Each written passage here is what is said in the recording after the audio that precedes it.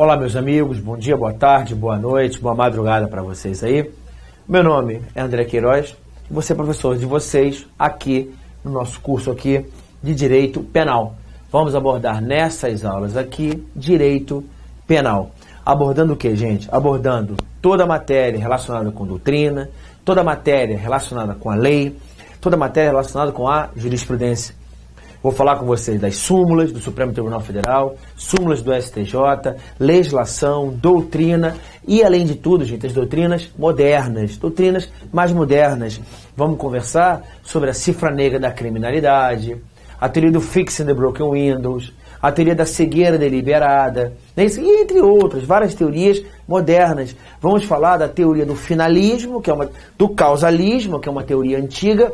Vamos falar do finalismo, que é a teoria que talvez para a tua prova, não é isso? Para aquilo que você queira, é a teoria que é mais adotada nas questões de concurso, questões de prova, e vamos abordar o funcionalismo. Vamos falar do direito penal do feio, direito penal do inimigo, não é isso? Vamos falar aí do funcionalismo sistêmico, funcionalismo moderado. Quer dizer, vamos abordar aí todos esses temas, os temas atuais e os temas modernos a respeito do direito penal. Perfeito? Vamos começar aqui de cara, né? Curta lá o meu site, não é isso? andrequeiroz.com.br, Queiroz com Z sempre, não é isso? Curta minha fanpage, não é isso? Minha página pessoal, pode pedir lá que você certamente vai ser muito bem recebido. Tranquilo? Vamos lá. Vamos começar a falar, gente, sobre direito penal, parte geral aqui, tá? Abordar parte geral do direito penal. Só para explicar para os senhores, quando nós falamos de parte geral, nós temos duas grandes teorias, que é a teoria da pena, a teoria do crime, e a teoria da pena, que é exatamente a consequência de quem comete o crime. Então, aqui nós vamos fazer, né, uma análise, uma forma analítica de analisar o crime. Você vai ver comigo que crime é um fato que é típico, ilícito e culpável. E, realizando o crime, nós vamos analisar a consequência de quem comete o crime, nada mais é do que a imposição de uma pena. E, eventualmente, né, no curso, estudando o processo penal, pode ser comigo também, nós vamos estudar o ius puniendi do Estado. O direito que o Estado tem, o poder, dever que o Estado tem de te punir quando a norma penal for violada. Perfeito? Então vamos lá, abordando o direito penal, parte geral, e começando a falar do seguinte, gente, das funções do direito penal. É isso? Qual é a função do direito penal? Para que você está estudando o direito penal? Tá? Na verdade, gente, as grandes funções, as 4 grandes funções do direito penal, né? Primeiro, proteção dos bens jurídicos mais importantes para o convívio em sociedade. Então, para que serve o direito penal? Para a proteção dos bens jurídicos mais caros, mais importantes para o convívio em sociedade. Para que a gente viva num Estado democrático, num Estado organizado socialmente, eu preciso que se proteja a minha vida, o seu patrimônio, a minha honra, a nossa liberdade sexual, a administração pública, não é isso? A saúde pública, que para alguns nem seria bem jurídico, a segurança pública, o trânsito, o idoso, a mulher em situação de violência doméstica. Quer dizer, eu tenho N hipóteses aqui, né, de bens jurídicos, que são aqueles bens que devam ser protegidos para que haja o convívio em sociedade. Uma outra função do direito penal é um instrumento de controle da sociedade. Então, na verdade, gente, só é possível conviver em sociedade se o Estado exercer esse controle social. E um excelente instrumento que o Estado se utiliza é a aplicação da pena, é a aplicação do direito penal. Existem, inclusive, alguns autores, eu também sou professor de criminologia, uma matéria que, por sinal, eu amo de paixão.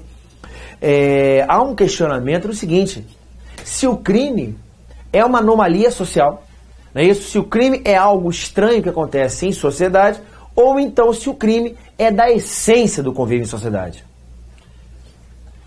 Então fica aquela dúvida: o crime é uma anomalia, não é isso, da sociedade, ou na verdade tem que analisar o crime como se o crime fosse da essência da sociedade, né? E o autor Émile Durkheim, ele fala o seguinte, e eu concordo com ele: o crime é da essência da sociedade.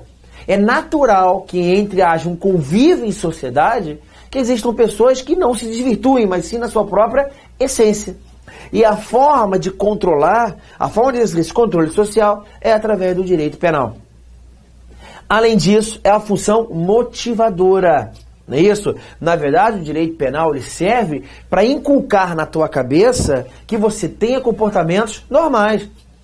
Então, na verdade, quando o artigo 121 fala o seguinte, matar alguém a pena é de 6 a 20, ele está dizendo para você o seguinte, cara, você pode até ficar chateado com alguém, mas não mate essa pessoa não, senão você é obrigado a te segregar. Você é obrigado a te colocar dentro de uma penitenciária para que você seja ressocializado, que para mim também não está correto, que ele vai ser estigmatizado, e recolocado em sociedade. Então, na verdade, eu tento inculcar o direito penal a colocar essa ideia em todas as pessoas em sociedade para que tenham comportamentos normais de um convívio em sociedade. E por último, evidentemente, aquela que todo mundo já sabe, a redução da violência estatal, né? E é aquela ideia de que um direito penal forte, um direito penal punitivo, um direito penal atuante, uma das grandes funções é a redução da violência estatal. Nós vamos mais à frente analisar várias teorias, né? Se na verdade o direito penal tem que punir tudo, ou existem várias outras questões que podem ser resolvidas não pelo direito penal, né? Mas por outros ramos do direito, né? Eu pergunto para vocês começarem a pensar na tua casa aí. O direito penal tem como função resolver todos os problemas do convívio em sociedade? Eu posso também pedir para que o poder, que o direito administrativo, que o direito tributário, não é isso? Que o direito civil solucione essas questões. Só para você pensar, no passado, o adultério, ele era resolvido criminalmente. É casado, cara, arrumou uma mulher bonitinha, vou pegar essa mulher por fora no teu casamento, era crime de adultério. O que o Código Penal falou para você, o direito penal? Essas questões não devem ser resolvidas no direito penal, mas sim resolvidas na esfera civil. Perfeito?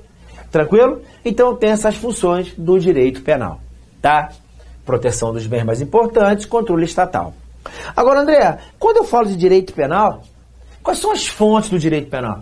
Né? Se eu buscar a essência do direito penal, de onde que vem o direito penal? Qual é a fonte material do direito penal? Quem faz as leis relacionadas a direito penal? É óbvio que é a União, artigo 22, inciso 1º da Constituição. Não existe Código Penal estadual. A legislação é feita pela União, é no artigo 22, inciso 1º da Constituição, que fala que compete privativamente à União legislar sobre direito penal. Mas existem as fontes formais. E as fontes formais vêm, efetivamente, das leis, que são as fontes primárias do direito penal. André, um crime é instituído aonde? Nós vamos estudar o princípio da legalidade. Lei. Agora, além disso, André, quais são as outras fontes do direito penal? Eu tenho os costumes, os princípios gerais do direito e, além disso, os atos administrativos, que seriam fontes secundárias. Note que nós vamos conversar daqui a pouco que um crime só pode ser revogado por uma outra lei. Perdão, né? Uma lei só pode ser revogada por uma outra lei. Então não há que se falar, né? É o chamado princípio da irrefragabilidade, os costumes revogarem um crime. Né? Então você já de cara fala o seguinte: ah, André, esse crime aqui não pegou. Ah, André, na verdade, pela sociedade que nós vivemos hoje, esse crime não é mais aplicado, né? Comigo não tem esse papo, não. Olha, cara, porque o fato deixe de ser considerado como criminoso, eu tenho que ter uma lei revogando aquele crime. Ah, mas isso todo mundo faz. Ok, pra gente, um crime só deixa de ser crime quando ele for revogado por uma outra lei. Os costumes jamais podem revogar. O que eu digo para vocês é que essa mudança na sociedade, que quando você estuda direito constitucional, você estuda o princípio da mutação constitucional, se a sociedade ela é plástica, se a sociedade ela vai mudando, é óbvio que os costumes fazem com que o legislador escolha outros crimes. Como, por exemplo, os crimes cibernéticos, como, por exemplo, os crimes, né, que na verdade não é crime, é um transtorno sexual, a pedofilia. Ah, o crime de pedofilia. Pedofilia não é crime, pedofilia é transtorno de ordem sexual, né? Então eu tenho algumas situações sociais onde o direito penal passa a se preocupar em razão dos costumes, dos princípios gerais do direito e dos atos administrativos. Perfeito? Essas são as fontes do direito penal. Ok? Então, André, e os princípios? quais são os princípios relacionados ao direito penal. Antes de falar sobre os princípios do direito penal, precisa saber o que é um princípio.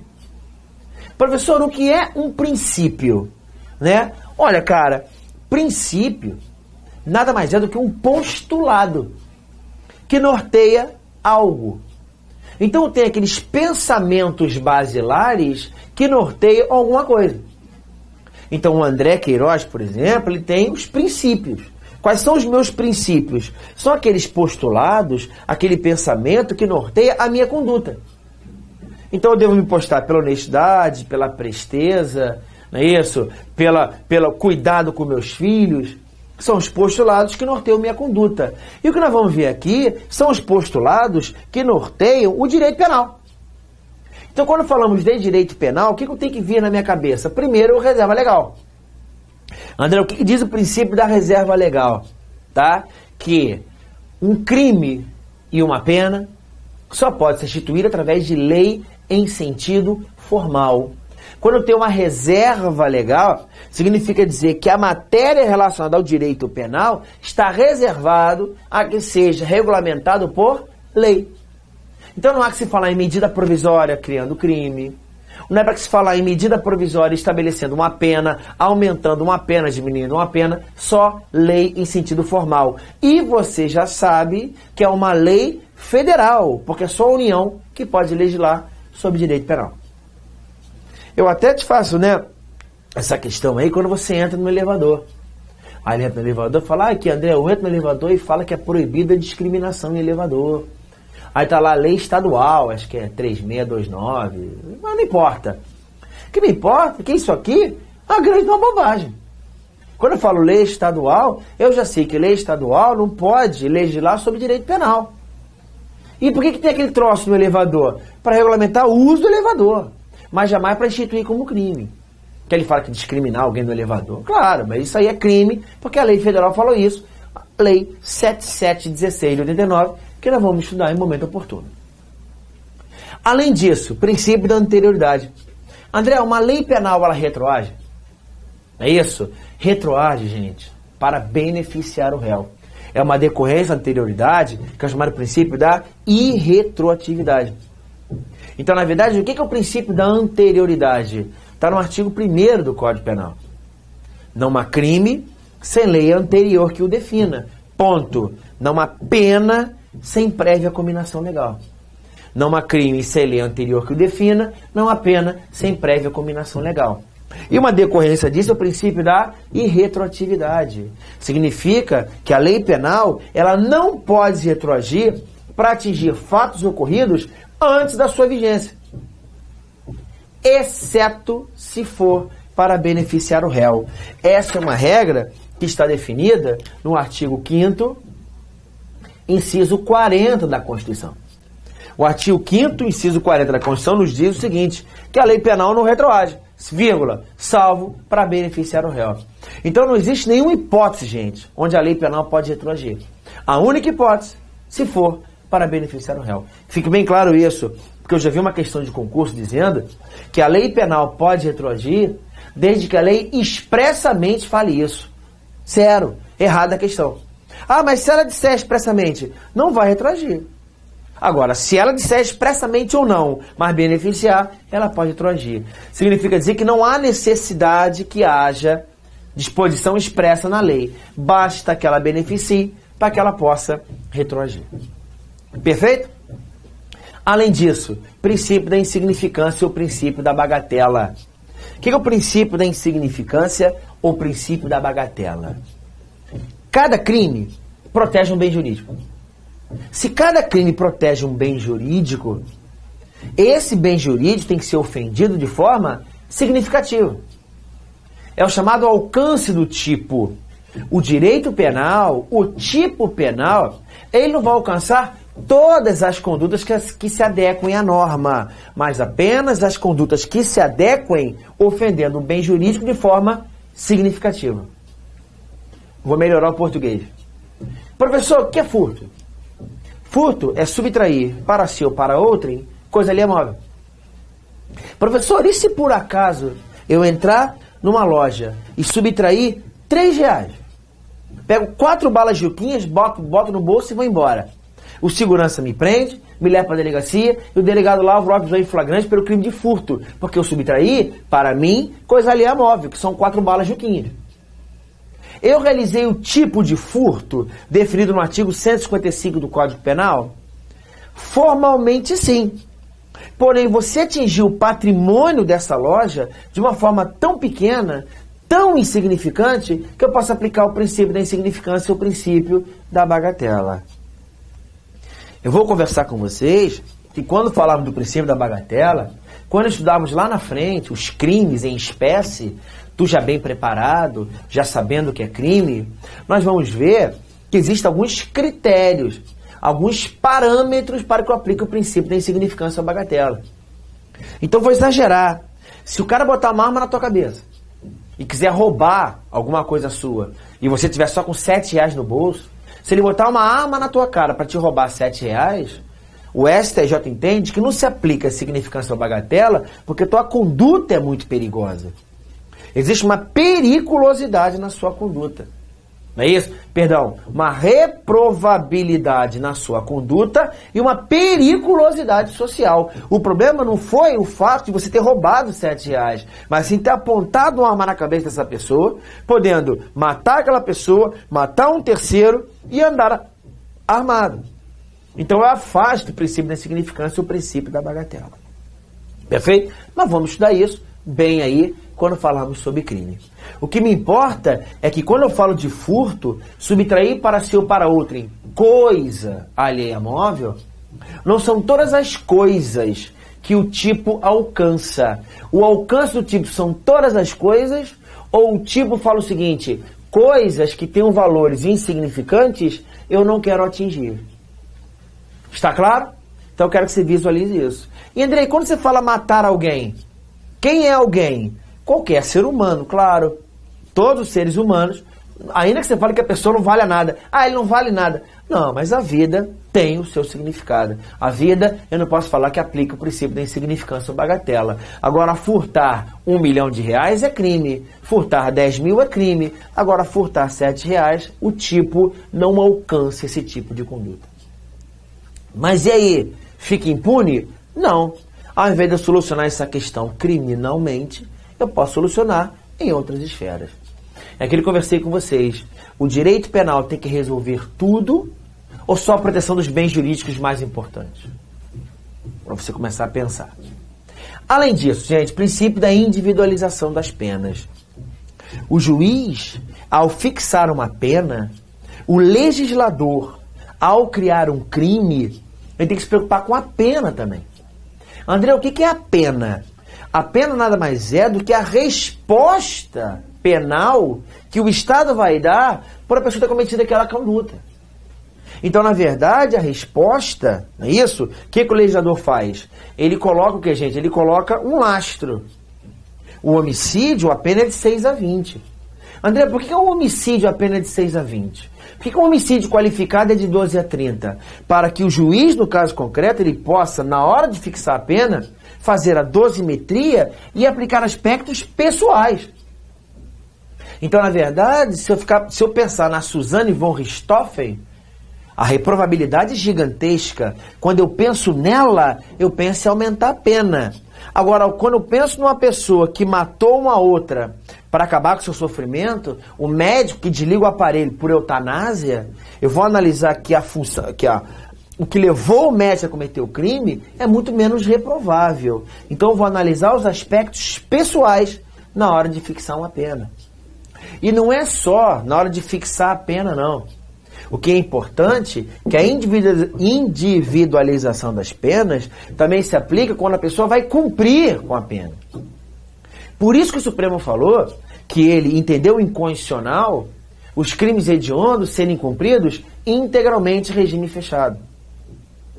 Eu não sei qual é o nível de você, teu nível de estudo. Se você está estudando já há algum tempo, você sabe que no passado, a lei de crimes hediondos falava o seguinte: condenado a 10 anos, 10 anos em regime fechado. Condenado a 5, 5 no fechado. Eu não posso progredir de pena. Ah, André, sacanagem. O cara condenado a 12 o cara aí com 3, 4, ele já passa por semiaberto. Isto é um absurdo, isto é uma sacanagem. Olha, querido, desculpe, o que é absurdo é a sua ignorância. Ignorância não é ofensa, ignorância é ausência de conhecimento. Porque se na verdade, se eu analisar aspectos pessoais, André, porque isso você entende, um homicídio é pena de 6 a 20. Então se o cara teve um motivo bom para matar, 6. Se o cara teve um motivo reprovável, 20. Isso quando o juiz fixa a pena. Eu também tenho que analisar quando o cara cumpre a pena. Se o cara cumprir a pena tiver bom comportamento, talvez saia antes. Se o cara tiver mau comportamento, vai sair depois. Se eu entender que ele cumpre integralmente regime fechado, bom comportamento, fica 10 anos preso. Mau comportamento, fica 10 anos preso. O Supremo falou que ofende o princípio da individualização das penas. Por isso ele falou, está na lei agora, depois da lei 11.464, que os crimes hediondos são cumpridos inicialmente regime fechado e não mais integralmente. Então o cara começa no fechado e tendo bom comportamento e respeitando, cumprindo uma fração da pena, ele pode progredir para o regime semiaberto. O Supremo falou também que nada impede que ele já possa começar no aberto. Mas aí, quando a gente estudar as questões, aí, por exemplo, de tráfico de drogas, o tráfico privilegiado, eu já posso cumprir inicialmente regime fechado, regime aberto. Está claro? Bem como o princípio da alteridade. O que é o princípio da alteridade? Tá? O princípio da alteridade que diz o seguinte, gente, eu só posso ser punido por aquilo que eu fiz. Então, na verdade, eu tenho chamado direito penal do fato. Eu jamais posso ser punido por aquilo que eu sou. Ah, o André é um cara perigoso, então prende o André. Não, é direito penal do fato. Eu não posso ser punido por aquilo que eu sou. Muito menos posso ser punido pelas escolhas pessoais que eu faço. Quer saber de uma coisa? Para que trabalhar? Para que gravar aula, o pessoal passar? Eu quero virar mendigo. Estou a fim de pedir dinheiro e ficar em casa, na rua, tranquilão. Eu não posso ser punido por ter escolhido ser mendigo. Como também o princípio da alteridade, uma outra vertente, é aquele princípio que diz, gente, que não se pune a autolesão. Se o André é titular do bem jurídico vida dele, eu posso dispor da minha vida livremente. André, o suicídio é crime? Claro que não, a vida é minha. Eu posso dispor daquilo que é meu. Tá certo que eu vou morrer de fome. Vou morrer de fome. Mas eu falo o seguinte, André, você pode se prostituir? Posso. Mas por que você pode? Porque eu posso, cara. Porque a liberdade sexual é minha. Eu transo com quem eu quiser, cobrando ou não cobrando. O problema é meu. Eu posso quebrar meu relógio? Posso. É meu. O que eu não posso é quebrar o teu relógio. O que eu não posso é explorar a tua sexualidade. O que eu não posso é induzir para que você se mate. Em razão do princípio da alteridade. Perfeito? Além disso, o princípio da confiança. Olha que interessante. O princípio da confiança diz, gente, que várias condutas que você que está me vendo realiza em sociedade é embasado naquilo que você espera que eu cumpra com o meu contrato social. Então existem coisas que eu faço já embasado em que você vai cumprir com aquilo que você deve fazer. Olha que interessante. Professor, quem está estudando vai entender o que eu estou falando. Professor, quando eu passo num cruzamento, eu vejo o sinal verde, eu sei que eu posso passar, professor. Mas eu sei que aquele sinal, ele na verdade, como é um sinal rápido, há previsibilidade de alguém possa avançar. Mas mesmo assim eu passo pelo sinal verde. Se o cara avançar e bater no meu carro, eu respondo por quê? Por nada. Ah, mas havia previsibilidade de que alguém pudesse avançar. Eu sei, mas eu vou exercer minha atividade confiando em que as outras pessoas cumpram com aquilo que elas devam fazer. Então eu quero que você entenda que para que haja o convívio em sociedade, o direito penal protege os bens jurídicos. E o teu comportamento é no sentido de eu vou agir confiando que as outras pessoas façam aquilo que é o correto. É um exemplo, por exemplo, quando você vê uma criança na rua. Uma criança na rua vendendo chiclete. André, por que quando você passa pela rua, vê a criança vendendo chiclete, você às vezes dá um realzinho para ela, ou às vezes você olha, lamenta e vai embora? Porque aquela função não é minha. Na verdade, eu preciso confiar o seguinte, essa criança tem pai e mãe. Então o pai e mãe tem que o quê? Tem que cuidar dessa criança. Eu, pelo meu pacto social, ele cuida dos filhos dele e eu cuido dos meus, pô. Por isso que eu não sou obrigado a comprar chiclete de criança, nem dar esmola para ninguém. Por quê? Por esse pacto, eu confio que cada um vai realizar aquilo que lhe cabe. Como também o princípio da adequação social. Isso aqui é interessantíssimo, cara. Se aprofundar nesse princípio é ótimo. É óbvio que eu não posso me aprofundar aqui. Mas fica o princípio da adequação social. Princípio da adequação social. É aquele princípio que diz o seguinte. É um recado dado para o legislador. É um recado dado para o juiz. É um recado dado para os poderes instituídos em que sentido? Sentido que o legislador só deve criar crimes que sejam condutas não aceitas em sociedade. Condutas que não sejam aceitas na sociedade. O legislador só vai escolher as condutas, só vai elencar as condutas e colocar no tipo penal aquelas condutas que a sociedade não aceita. Aquelas condutas que sejam inadequadas socialmente. Olha que questão interessante. Você vai no Maracanã. Eu sei que eu estou falando do Brasil todo, mas eu sou do Rio, sou carioca. E nós vamos muito ao Maracanã para ver o Mengão. Desculpa aí, não fique chateado comigo. Qual é a questão aqui? Quando eu vou no Maracanã, eu não vou falar que o jogador ele é feio e bobo. Eu não vou falar que ele é perna de pau, não. Ah, que jogador fraco, que jogador feio e bobo. Não é assim não, cara. Eu xingo a mãe do cara e as gerações dele futuras, de passadas. Toda a árvore genealógica dele. Não é isso que você faz? E isso, cara, no Maracanã, a sociedade aceita. Mas teve uma menina do Grêmio que falou com o goleiro do Santos. Ela falou uma palavra que você não gostou. Chamar o cara de feio, bobo, chato e coisa muito pior, a sociedade aceita. Mas chamar o cara especificamente de macaco, isso a sociedade não aceita. Então a conduta dela foi uma conduta típica. Houve crime ali de injúria qualificada. Agora, por que chamar o juiz de FDP não é crime e ela, quando chamou o cara de macaco, ela teve uma consequência absurda? Porque chamar o juiz de FDP, a sociedade aceita. Mas chamar o goleiro do Santos de macaco, ninguém aceita. Então o direito penal, o princípio da adequação social fala o seguinte, olha, quando eu penso em direito penal, só através de lei, não é isso que eu crio crimes? Mas qual é o balizamento que o legislador vai fazer para criar crimes? Vai acordar de manhã e falar o seguinte, vou instituir isso como crime? Não. Ele vai fazer uma análise social, vai ver aquilo que a sociedade não aceita e vai instituir como crime. Como também o juiz vai falar o seguinte, olha, ainda que esteja previsto no tipo penal, a sua conduta foi aceita socialmente. Se há uma conduta aceita pela sociedade, vai a dica, não existe antinormatividade.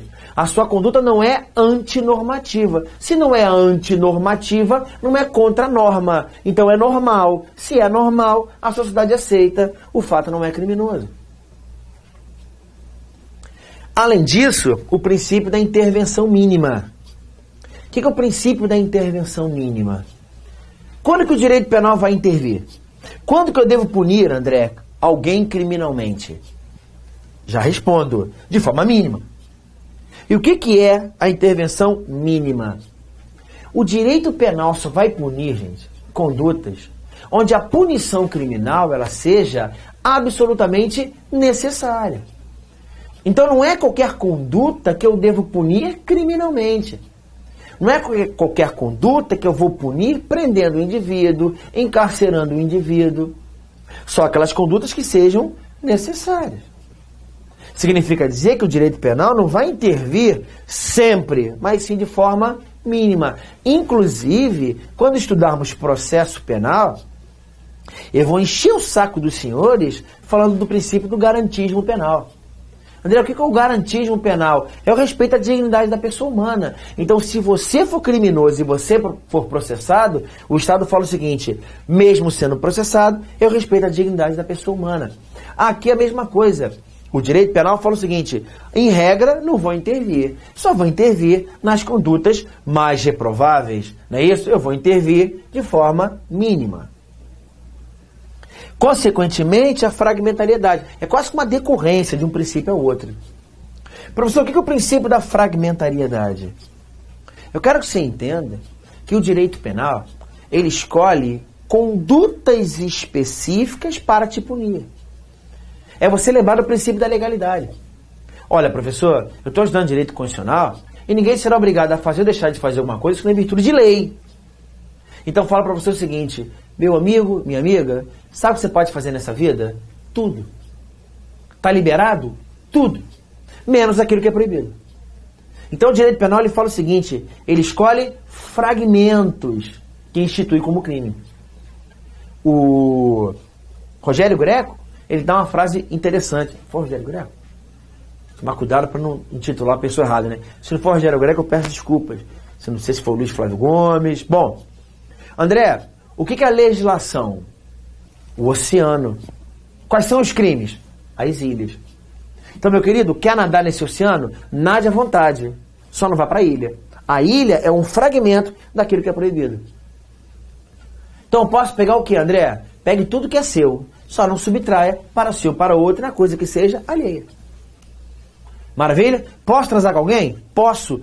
Eu posso pegar quem? Qualquer pessoa. Menos pegar qualquer pessoa utilizando de violência ou grave ameaça constrangendo. Não pode fazer isso. E de resto, posso azalar como? De qualquer forma, menos importuná-la. Isso é o princípio da fragmentariedade. E o que é o princípio da subsidiariedade? Também uma decorrência da intervenção mínima. O princípio da subsidiariedade é aquele princípio que diz que o direito penal só deve punir quando as punições civil e administrativas elas forem insuficientes. André, quando que eu devo punir alguém criminalmente? Uma coisa é certa. Se está sendo punido criminalmente, eu vou intervir minimamente.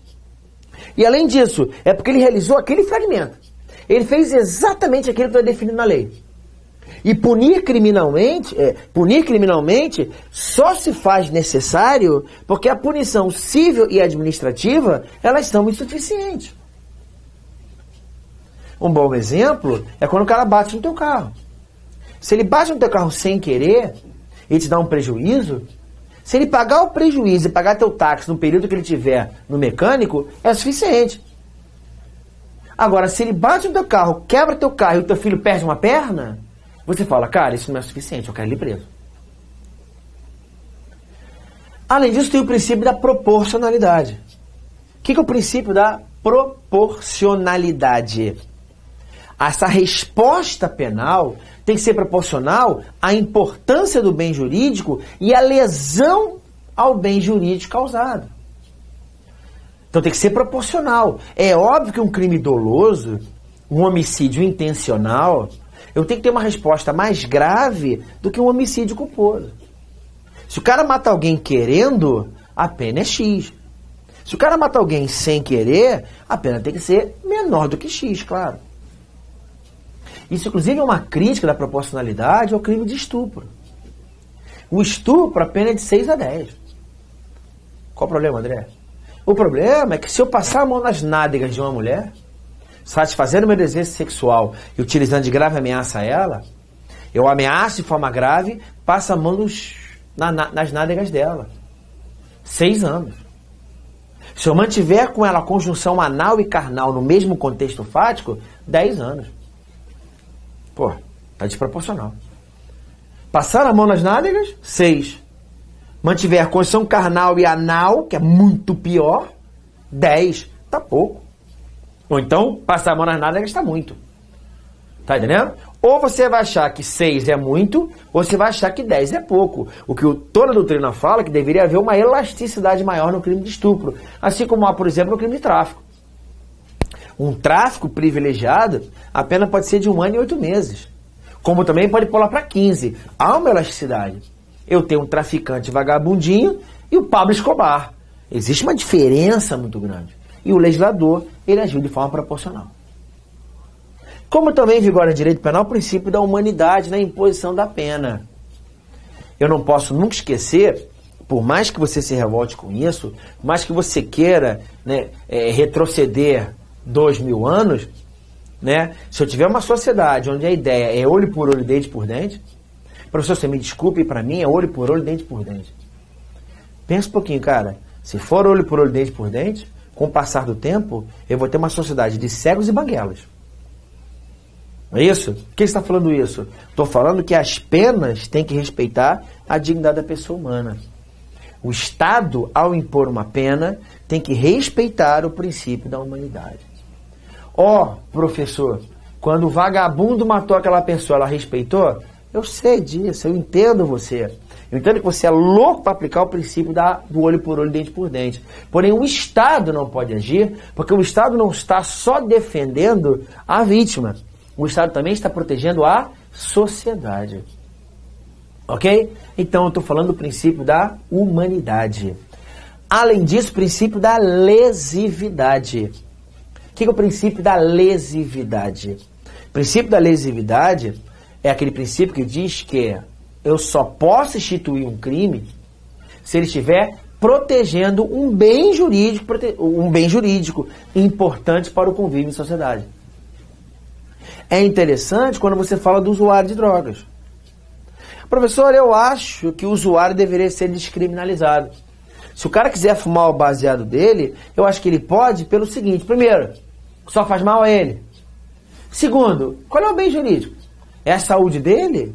Pô, se o cara pode se matar, ele não pode se prejudicar fumando um baseado, uma maconha? Além disso, qual é o bem jurídico? Quando eu fumo baseado, qual é o bem jurídico ofendido? Saúde pública? Não. Eu acho que fuma baseado não ofende saúde pública, não. Não é isso? Então há essa controvérsia com relação ao seguinte: é o princípio da lesividade. Você acha que o usuário de maconha deve ser preso? Já não é mais preso, né? Já não é mais encarcerado. Mas deve ser considerado como criminoso?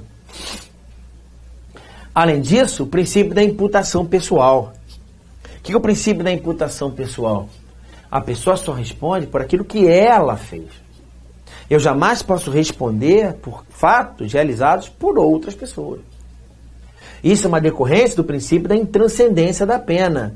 Não é isso? Tanto é que existe também o princípio da responsabilidade pelo fato. O agente ele vai ser punido por aquilo que ele fez. O que você fez?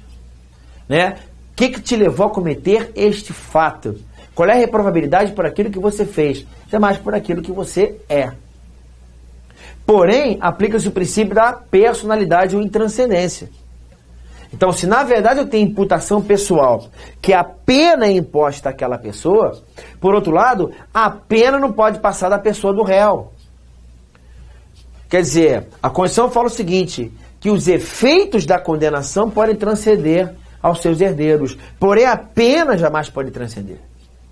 Então, se o André Queiroz desviou 100 milhões de dinheiro público, se eu morrer, a pena já era extinção. Agora, os efeitos desse fato podem ser transmitidos aos meus herdeiros? Nas forças da herança, sim. Inclusive na Constituição. Responsabilidade subjetiva significa dizer que a pessoa só responde se ela agir com dolo ou com culpa. Não existe a responsabilidade penal objetiva. Para que a pessoa responda por um crime, necessariamente tem que ter agido com dolo ou com culpa. Bem como o princípio da isonomia, tratamento isonômico, não é isso? Todos são iguais perante a lei. Então jamais vou analisar aspectos, né, funcionais. Quer dizer, essa pessoa deve ser... É aquela história, né? Discriminação e privilégio. Qual é a diferença de discriminar e conceder privilégio? O privilégio, eu estou dando um direito para uns que ninguém tem. André, quem é o privilegiado? O privilegiado é aquela pessoa que tem alguns direitos que ninguém tem. E o discriminado? O discriminado, ele não tem alguns direitos que todos têm. São dois lados da mesma moeda que ofendem efetivamente o princípio da isonomia. E por último, a ne bis in idem. Vedação do bis in idem. Vedação que o mesmo fato seja levado em consideração duas vezes. O mesmo fato não pode ser levado em consideração duas vezes. Eu não posso utilizar o fato dele ser reincidente e aplicar a reincidência e depois aplicar o quê? A agravante para o mal antecedente. Ah, como ele é reincidente, eu vou aplicar uma pena maior porque ele é reincidente e ainda vou agravar porque ele tem maus antecedentes. Não. Estou pegando o mesmo fato 2 vezes. Não posso fazer isso.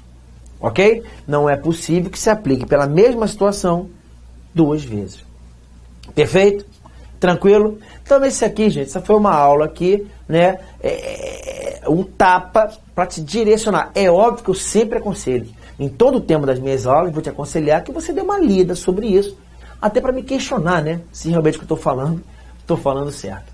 Maravilha, gente? Um forte abraço. Até a nossa próxima aula.